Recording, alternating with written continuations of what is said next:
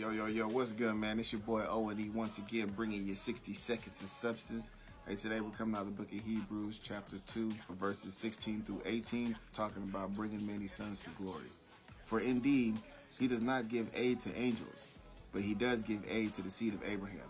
And when they're talking about giving aid, according to my MacArthur Study Bible, to give aid means to take hold of. All right, so what it's saying is he did not take hold of angels, but he did take hold of the seed of Abraham. 17 says, therefore in all things he had to be made like his brethren, that he might be a merciful and faithful high priest in things pertaining to God, to make propitiation for the sins of the people.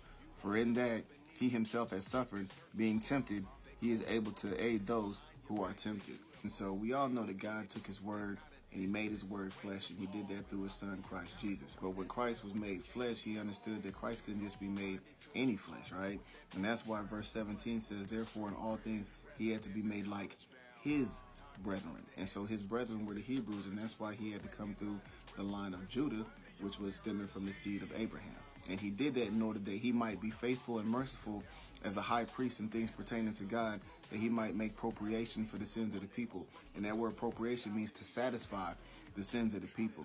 All right. But in 18, it also says that for in that he himself has suffered, being tempted, he is able to aid those who are tempted. So Christ coming and being made flesh and in the flesh of a Hebrew, and understanding what that temptation is like.